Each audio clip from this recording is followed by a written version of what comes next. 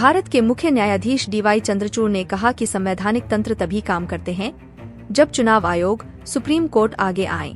उन्होंने कहा कि अस्पष्टता और अनिश्चितता की स्थिति में इनके आगे आने से लोगों का संविधान में विश्वास बढ़ता है। सीजेआई डीवाई चंद्रचूड़ ने कहा कि संविधान आयकर अधिनियम, इनकम टैक्स एक्ट की तरह नहीं है। शासन की संस्था की वैधता संस्था के कामकाज पर निर्भर करती है और यह केवल तभी काम करती है जब सुप्रीम कोर्ट, चुनाव आयोग अनिश्चितता और अस्पष्टता की स्थिति में सामने आते हैं।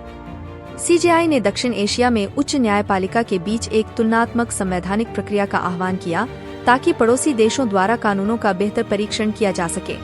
उन्होंने कहा कि एक तुलनात्मक संवैधानिक प्रक्रिया महत्वपूर्ण है क्योंकि हमारे कानूनों को हमारे पड़ोस की कसौटी पर बेहतर ढंग से परखा जाएगा। भेदभाव के स्थान के रूप में सार्वजनिक स्थान की मान्यता हमारे सांस्कृतिक संदर्भ में महत्वपूर्ण है। हमारा संविधान उन संस्थानों के तत्वों को बरकरार रखता है जो लोकतंत्र से पहले अस्तित्व में थे। अदालतें समावेशन और विविधता के प्रति हमारी प्रतिबद्धता प्रदर्शित होनी चाहिए। सीजेआई चंद्रचूड़ ने कहा कि ऐसे देशों की अदालतों के बीच संवाद उनके बीच साझा न्यायिक सौहार्द का प्रमाण है। उन्होंने कहा, यह हमारे संवैधानिक इतिहास को प्रासंगिक बनाने में मदद करता है। औपनिवेशिक कानूनी प्रणाली ने श्रेणीबद्ध असमानताओं को मजबूत किया था और हमारी सार्वजनिक संस्था प्रणाली को समानता पर आधारित एक संवैधानिक व्यवस्था स्थापित करने का काम सौंपा गया था। सीजेआई ने बताया कि कैसे लोकतंत्र और कानून का शासन भारत और बांग्लादेश दोनों के विकास में सहायक रहा है।